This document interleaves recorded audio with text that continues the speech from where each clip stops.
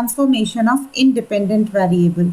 So transformation means any changes or manipulation done with the independent variable is called transformation of independent variable. As we know, as we have discussed in the previous lecture about the independent variable is a variable whose value does not depend on any other variable.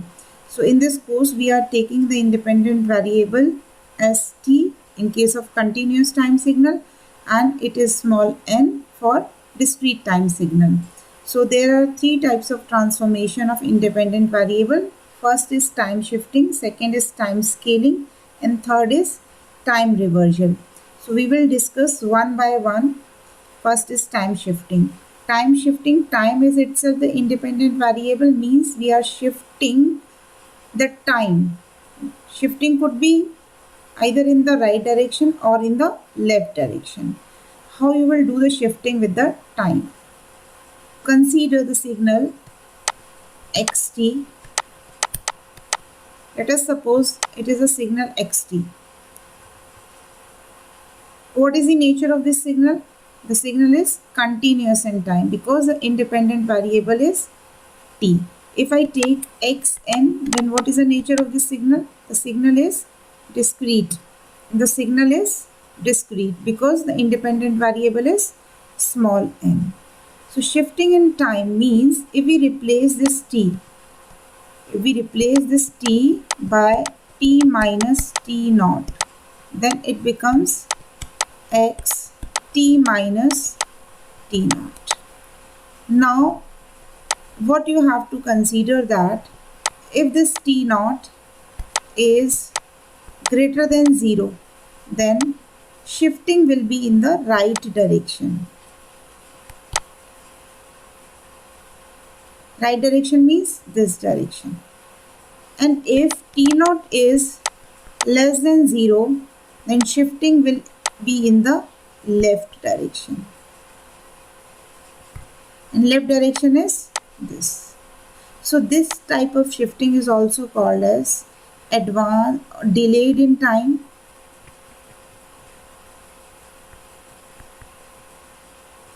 and this type of shifting is called advanced in time. So here before t naught minus sign is there. If t naught is negative, then it becomes xt plus t naught, right?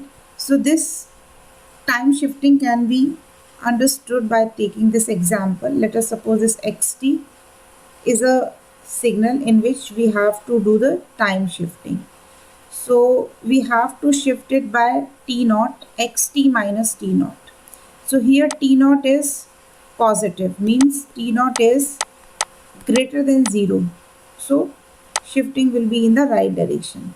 Right direction by unit t naught means with respect to this point, here the value of t is 0. If it shifts in the right direction, it means this point will come at t naught.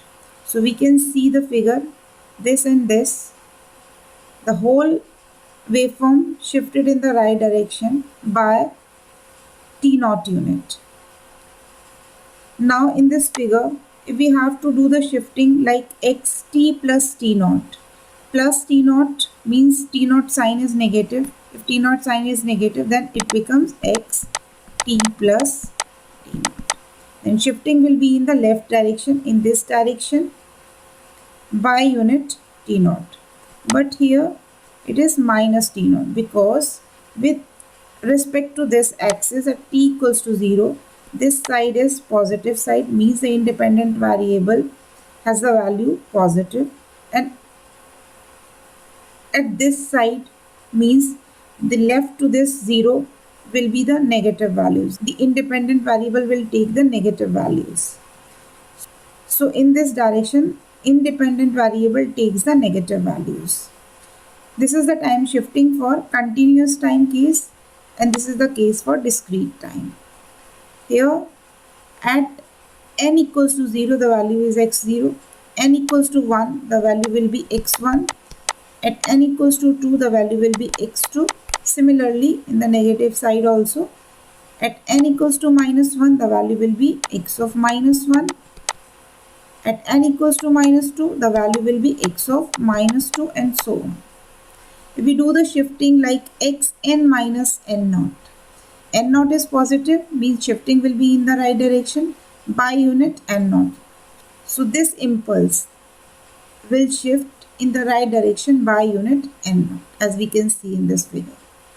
Now, if we have to do the shifting n plus n naught, means n naught is negative, so shifting will be in the left direction by unit n naught. Minus n naught is coming because shifting is in the left direction, and in the left direction the independent variable takes the negative values. Transformation in time. Next is time scaling. Time scaling means when you scale the independent variable, either it leads to compression or expansion of the signal. In this case, if you consider that xt is a signal, if you scale this time or this independent variable by a factor of a, means t is replaced by at, then this xt can be written as x of at. If you scale this time by a factor of a, either the signal is compressed or expand. So how it will compress means, if a is greater than 0, then the signal will be compressed in time. If a is less than 0, then signal will expand in time.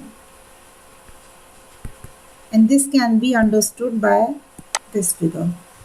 Here xt is the given signal. For this, you have to scale it by a factor of 2, means x 2 into t, twice of t. So when you multiply this twice of t here, or we can say that the value of this a is 2 and it is greater than 0. It means what? You will divide the whole axis, or you will divide the independent variable where it is taking the values. That is, here it is from -1 to +1. Then divide all the values that is in the range by a factor of 2. You will divide it by 2.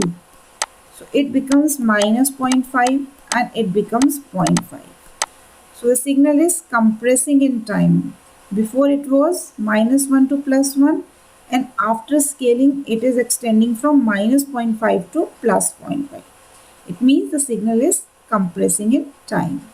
Now if you have to scale by 1 by 2, so when you scaled it 1 by 2, it means the value of this a is less than 0. The signal will expand in time. So what you will do, if here it is in division, then you have to multiply. Then you have to multiply these values, all the values, whatever in the range, by 2. Then after multiplying it by 2, it becomes -2 and becomes 2. So this waveform will expand from -2 to +2. Before scaling, the signal is ranging from -1 to +1, but after scaling it is ranging from -2 to +2. So this is all time scaling. Now the scaling can be understood in case of discrete time signal. Now in case of discrete time signal, how we scale the discrete time signal, let us consider.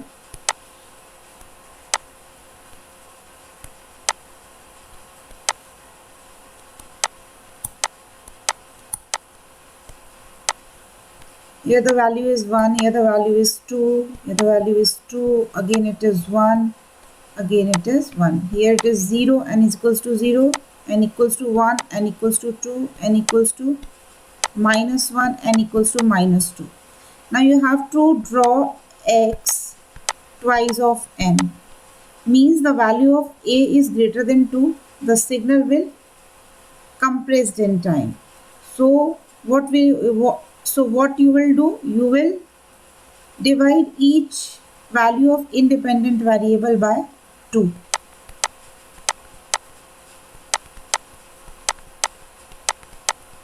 So after dividing, this becomes -1, this becomes -0.5, it becomes 0, it will be 0.5,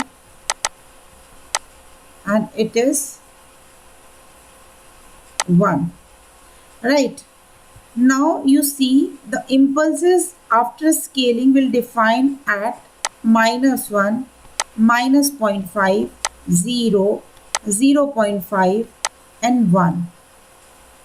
And you know, in case of discrete time signal, the independent variable is defined only and only for integer value. So discard the values. Those are in decimal, means this is a decimal value. It means for this value, discrete time signal cannot be defined. So we will discard this impulse and this impulse. Then the remaining impulse or the signal after scaling will be this. It is at 0, it is at 1 and it is at 1. So after scaling, it will be extending from -1 to +1, and before scaling it is extending from -2 to +2. So it is compressed in time. Similarly, we can draw it for x n by 2. Now come to next transformation, that is time reversal. Time reversal means what? You are just reversing the time axis, means you are replacing the positive values of t with the negative values. Or you can understand with respect to this figure that if the pattern is defined in the positive side, after time reversal the same pattern or the mirror image will be drawn to the negative side, means this side will drawn to the negative side, and this pattern is defined in the negative side, then it will come to the negative side. So this is time reversal. So this operation is also called as the folding or reflection of the signal about the time. As we can see in this figure, now we can see the case of discrete time signal also. Here the value at n equals to -1 is this, n equals to -2 is this. Similarly at n equals to 1 is this, n equals to 2 is this. After you apply the time reversal, what happens? All these impulses will come to this side, and the impulses that is defining negative direction will come to the positive side when you apply the time reversal.